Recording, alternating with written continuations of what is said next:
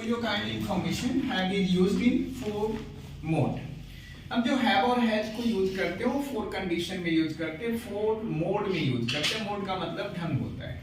Correct. अगर मैं बात करूं have और has की, तो सिंपली हम लोग have और has के बाद क्या लगाते हैं? ऑब्जेक्ट लगाते हैं. तो जब हम have और has के बाद ऑब्जेक्ट लगाते हैं तो बात हमारी किसकी है? स्टेट ऑफ पोजीशन की होती है. किसकी होती है? Tell me. State of position की होती है.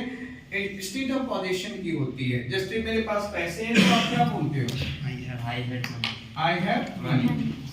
मेरे पास ज्ञान है तो क्या बोलते हो? I have knowledge.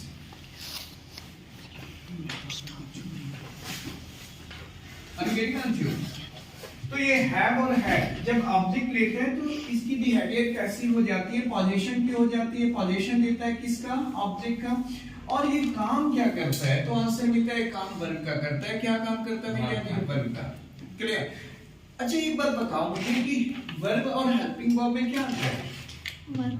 Verb action करता है, पोजीशन देता है, स्टेट ऑफ बीइंग देता है, हैपनिंग दिखाता है. पढ़ाया था ना. वर्ब पहले के जमाने में लोग बोलते थे क्या कि वर्ब क्या है? एक्शन वर्ड को हम बोलते हैं. लेकिन ऐसा नहीं है कि एक्शन वर्ड ही केवल वर्ब है. वर्ब हमारा पोजीशन को दिखाता है, वर्ब हमारा स्टेट ऑफ बीइंग दिखाता है, वर्ब हमारा हैपनिंग दिखाता है, और वर्ब हमारा क्या दिखाता है? एक्शन दिखाता है. मैं जाता हूँ, ये मेरा एक्शन है. बारिश हो रही है. इट इज रेनिंग, ये क्या मेरा हैपनिंग है. आई हैव मनी, ये क्या मेरा पोजीशन है. आई एम राम, ये क्या है मेरा? स्टेट ऑफ बीइंग है. Are you getting on to? समझ में आ रही बातें?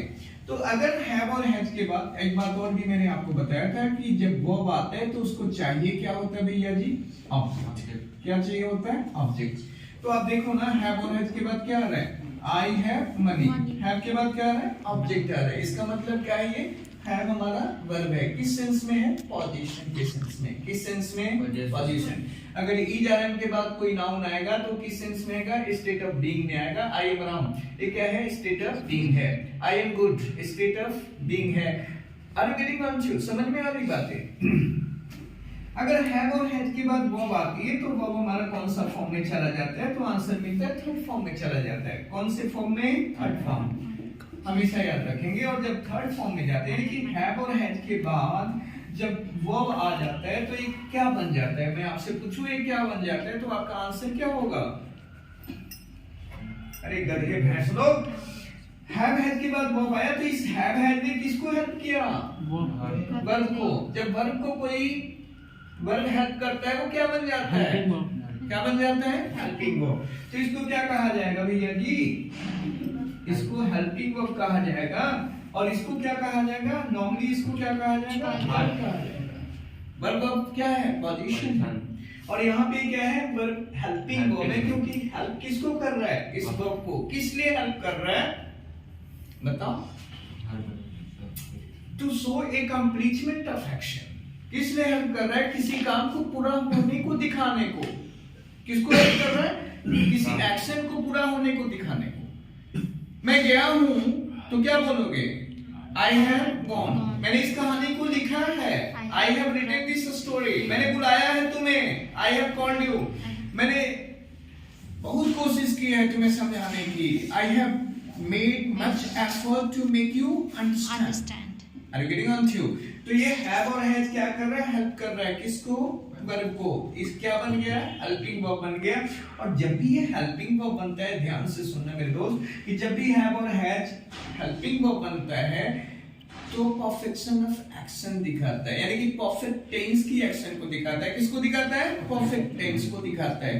चाहे वो प्रेजेंट परफेक्ट हो, पास्ट परफेक्ट हो या फ्यूचर परफेक्ट हो. Are you getting on to? मैं गया हूं तो क्या बोलोगे? I have gone. मैं गया था. I have gone. मैं गया हूँगा. I will have gone. समझ रहे हो ना? तीनों परफेक्ट टेंस को दिखा रहा है. किसको? फ्यूचर परफेक्ट को भी हैव दिखा रहा है. हैड किसको दिखा रहा है? पास्ट परफेक्ट को दिखा रहा है. हैव हैज किसको दिखा रहा है? प्रेजेंट परफेक्ट को दिखा रहा है. Are you getting on to? अगर मैं थर्ड की बात करूं तो सब्जेक्ट प्लस हैव और has plus object plus V3 plus object जो भी व्हाटएवर इट कम्स. लिशन जिनमें अगर हैव और हैज के बाद ऑब्जेक्ट आएगा तो नॉर्मली हमने बातें किसकी की, पोजीशन ऑफ एक्शन की। ध्यान से सुनना, यहाँ पे हैव और हैज प्लस ऑब्जेक्ट आएगा तो किसकी बातें की, पोजीशन ऑफ एक्शन की बातें, position of position state of position की बातें करें। लेकिन यहाँ पे हैव और has plus object plus V3 आ रहा है, तो इसको हम लोग कौन से वर्ब में रखेंगे, तो आंसर मिलता है इसको हम लोग पॉजिटिव वर्ब में रखेंगे। किस में रखेंगे, पॉजिटिव वर्ब। मैं तुम्हें बुलवा सकता हूं, I can have you called. I can have you called का मतलब क्या हुआ, मैं तुम्हें बुलवा सकता हूं। बुलाने वाला कौन है मुझे मालूम नहीं है, यानी कि कौन बुलाएगा मुझे मालूम नहीं है। मैं बुलाऊंगा किसको, तुमको। क्या मैं खुद से बुलाऊंगा, नहीं, किसी और के द्वारा बुलवाऊंगा। तो ये क्या हो गया, हमारा पॉजिटिव वर्ब हो गया। तो ध्यान से एक स्ट्रक्चर को देखना कि अगर हैव और has plus object plus V3 आएगा तो मैं बातें किसकी करूंगा, पॉजिटिव वर्ब की बातें करूंगा। हैव हैज प्लस V3 आएगा तो किसकी बात करूंगा, परफेक्ट टेंस की बातें करूंगा। हैव हैज प्लस ऑब्जेक्ट आएगा तो मैं किसकी बातें करूंगा, प्रेजेंट इंडेफिनिट की बातें करूंगा। किस सेंस में, स्टेट ऑफ पोजीशन में। किसमें, state of position. Do you understand? तो लिख लो, नाउ यू राइट।